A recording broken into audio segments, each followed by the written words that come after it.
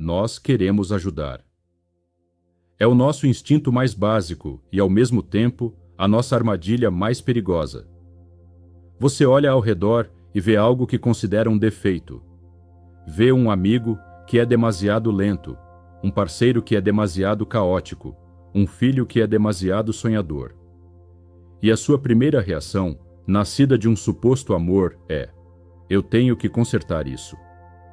Pegamos as nossas ferramentas mentais, afiamos os nossos conselhos, preparamos as nossas estratégias para moldar o outro, para torná-lo melhor, mais funcional, mais parecido conosco.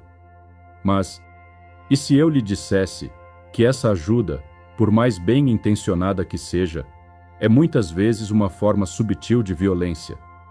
E se, ao tentar corrigir o caos de alguém, você estiver, na verdade, matando o espírito dessa pessoa?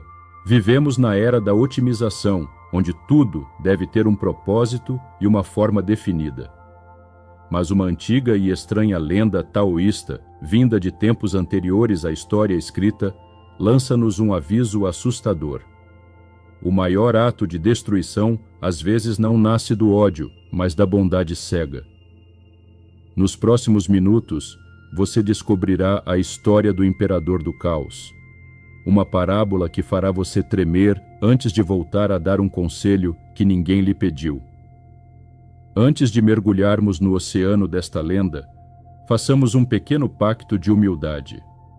Se você já sentiu o peso de alguém tentando mudar você para o seu próprio bem, ou se você mesmo já cometeu o erro de forçar o destino dos outros, deixe um simples obrigado ou gratidão nos comentários, ou clique no botão gostei neste vídeo.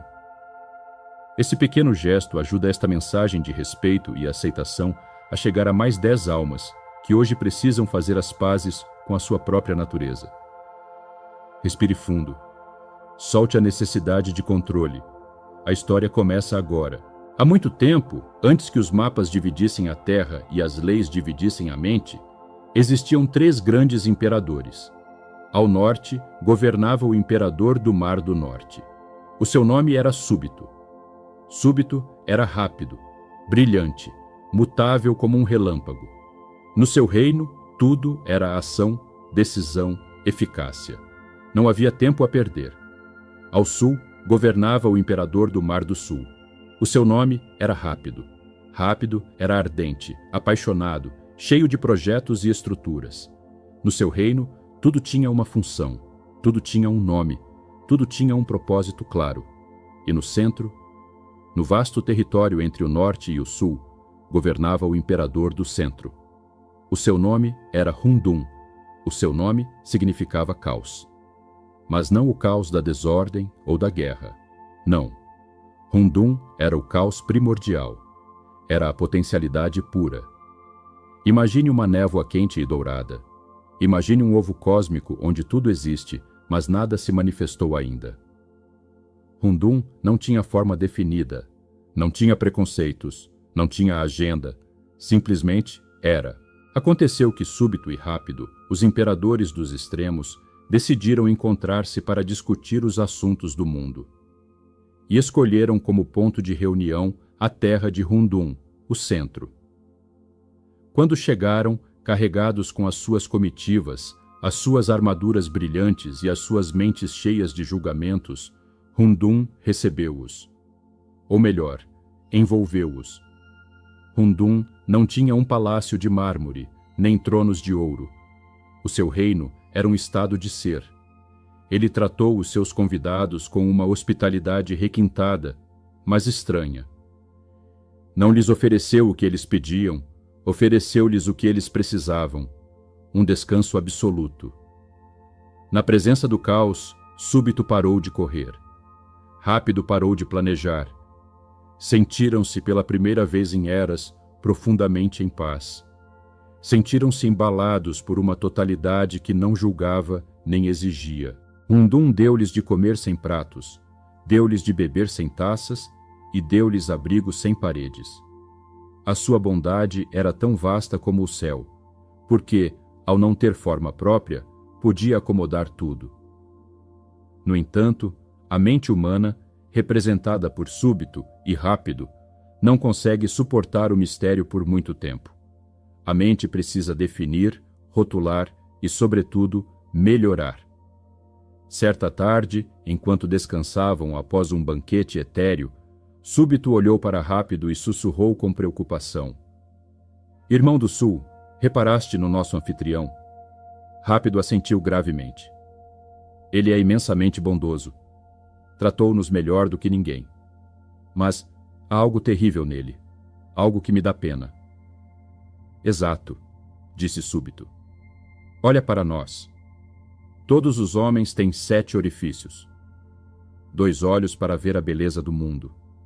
2 ouvidos para escutar a música e os alertas. 2 orifícios nasais para respirar e sentir os aromas. E uma boca para comer e falar, para expressar a sua vontade. Súbito apontou para a figura nebulosa e serena de Hundun, que descansava placidamente ao longe. Mas ele, o pobre Hundun, não tem nada. A cara dele é lisa. É uma esfera fechada. Não tem olhos, nem ouvidos, nem boca. Está incompleto. É defeituoso.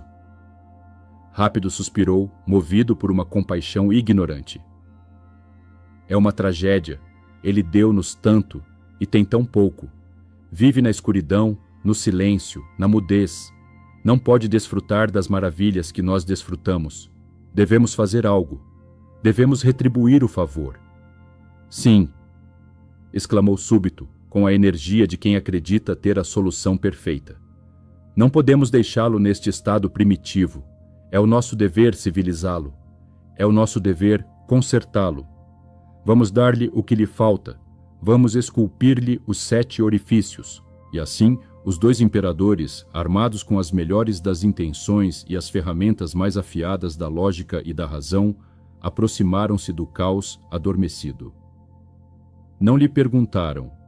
Não tentaram entender a sua natureza. Assumiram que a forma deles de ser era a única forma correta de ser. Decidiram que seria uma obra de arte. Um ato de caridade suprema. Acordaram perfurar-lhe um orifício a cada dia. Dia 1. Aproximaram-se de Hundun. Súbito, segurou a essência suave do caos, e Rápido, com o seu cinzel da clareza, marcou o lugar onde deviam ficar os olhos. Agora verás, disseram-lhe. Agora poderás distinguir o belo do feio, o grande do pequeno. Hundun não resistiu. A sua natureza era a aceitação. Sentiu o aço frio penetrar a sua totalidade. Crack! Abriram os olhos. Pela primeira vez, a luz invadiu Hundun, mas com a luz entrou a separação. Já não era o todo. Agora havia um sujeito que via e um objeto que era visto. A unidade partiu-se em 2. Hundun sentiu a dor da distância. Dia 2 e 3.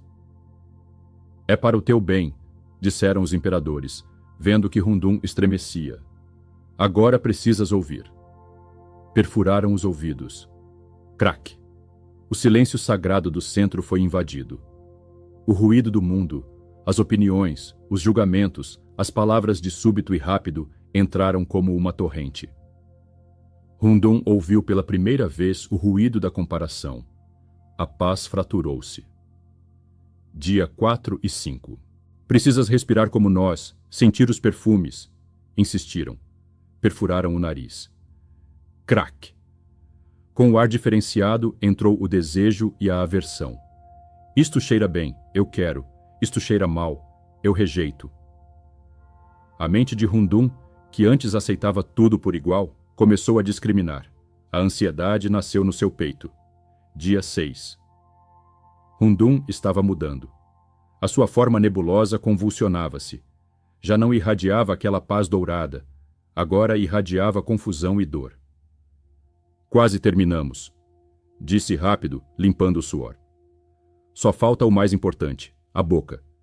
Para que possas falar, definir-te, defender-te, comer.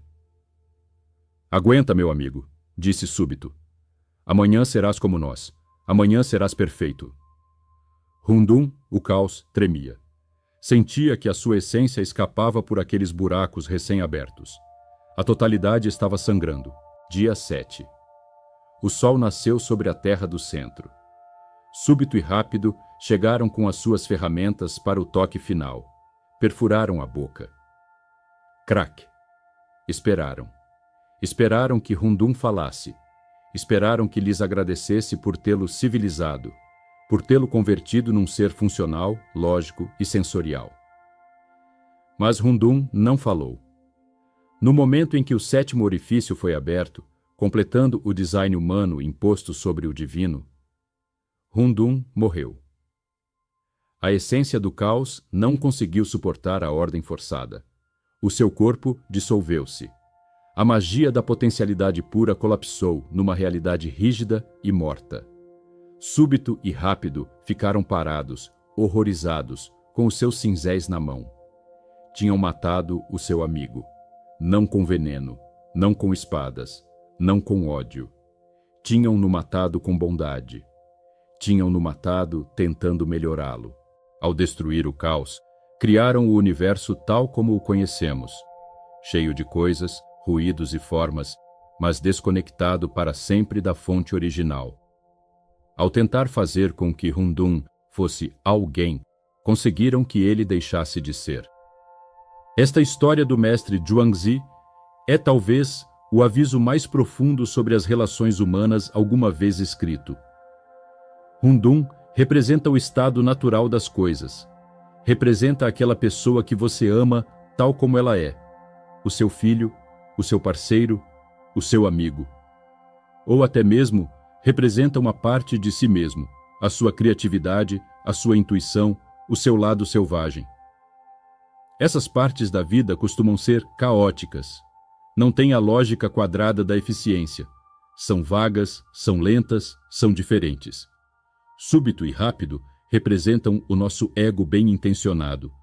Representam a nossa ansiedade pelo controle. Quando vemos algo que não entendemos, algo que não funciona segundo os nossos padrões, os 7 orifícios, entramos em pânico e puxamos o cinzel. Vemos uma criança sonhadora e dizemos: tens que ser mais realista, estuda isto, faz aquilo. Crack, um buraco. Vemos um parceiro que processa as suas emoções em silêncio e dizemos: tens que falar, tens que comunicar como eu. Crack, outro buraco. Vemos um amigo triste e em vez de acompanhá-lo dizemos: não fiques triste, faz isto, lê este livro, sai para te divertir. Crack. Acreditamos que estamos ajudando. Acreditamos que estamos dando olhos e ouvidos. Mas o que estamos fazendo é matar a sua natureza única. Estamos tentando transformá-los numa réplica de nós mesmos.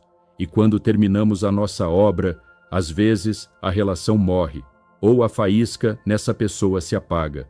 Como podemos deixar de ser os assassinos da bondade? O Tao oferece-nos uma ferramenta, a regra dos 7 dias, o Wu Wei relacional.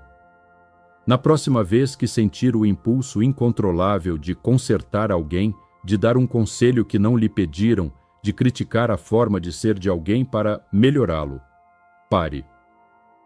Imagine que tem o cinzel na mão. Faça a si mesmo estas 3 perguntas antes de perfurar.